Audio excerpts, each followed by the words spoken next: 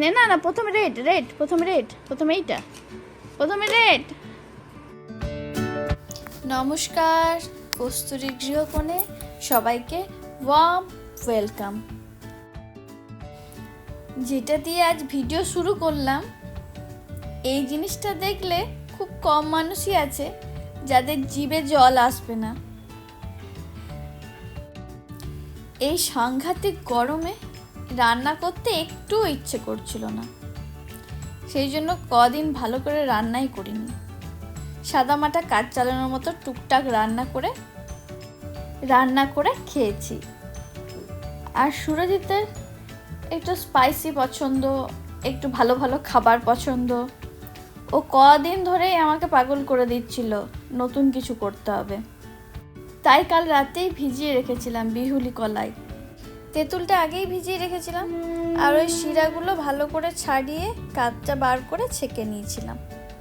আর এই যে frying pan চাপিয়ে দিয়েছি, ওইটাতে সামান্য একটু ফোড়ন দিয়ে, একটু মৌরি আর সামান্য একটু পাঁচফোড়ন দিয়েছি। দিয়ে ওই কাঁচটা দিয়ে খানিকক্ষণ ফুটিয়ে ওইটার মধ্যে গুড় দিয়ে একেবারে জলটা টেনে নেবে, তখন নামাবো। বেশ টকটক মিষ্টি একটা চাটনি হয়ে যাবে। এটার সঙ্গে আমি সামান্য একটু হলুদ আর একটু নুন দিই। এই চাটনিটা হয়ে এসছে, এটা এবারে সাইডে রেখে দেবো ঠান্ডা করার জন্য। এর পাশাপাশি কড়াইটা বসিয়ে শুকনো মশলাগুলোকে করে নেব। গোটা মশলা শুকনো কড়াই নেড়ে পেস্ট করলে বেশি সুন্দর গন্ধটা আসে, কিন্তু অত সময় আমার হাতে নেই আর চট জলদি করতে হবে, সেই জন্য আমি সব গুঁড়ো মশলাগুলোই নিলাম। জিরেটা একটু বেশি করে দেবো, ধনেও দিয়েছি তবে সামান্য। আর লঙ্কা গুঁড়োটা প্রচণ্ড ঝাল, তাই সেটা আন্দাজ মতোই দেব।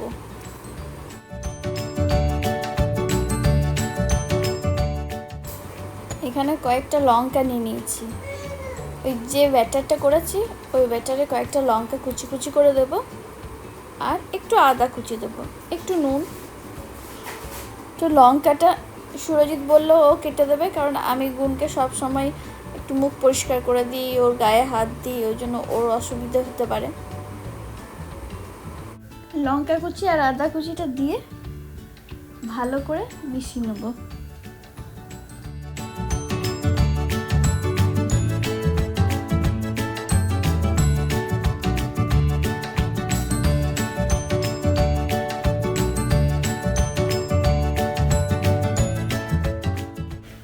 কিছুদিন আগে একটা ভিডিওতে দেখেছিলাম, এই ভালো করে ফেটানো হয়েছে কিনা দেখার জন্য একটা বাটিতে একটু জল নিয়ে তার মধ্যে ব্যাটারটা দিতে।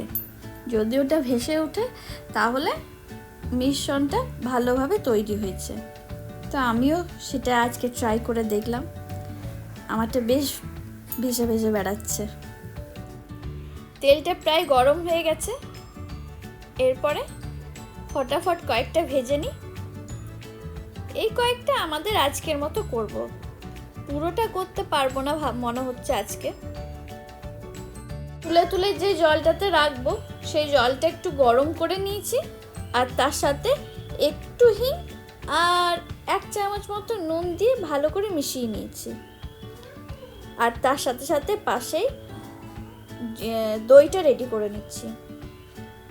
টক দই, তার সঙ্গে চিনি দেবো আর বিট নুন দেবো, ভালো করে ফেটিয়ে রেডি করে নেব। আজকে আমাদের মতোই করব। গুনকে খাইয়ে চলে এসেছি। এরপর আমাদের দুজনের জন্য প্লেট সাজিয়ে নেব। প্রথমে সুরজিৎকে দিই, ও খাক, আমি ততক্ষণে গুনকে ধরবো। আবার ওর খাওয়া হয়ে গেলে ও গুনকে ধরবে, আর আমি তখন খাবো। সেই জন্য আগে সুরজিতের প্লেটটা রেডি করে নিচ্ছি।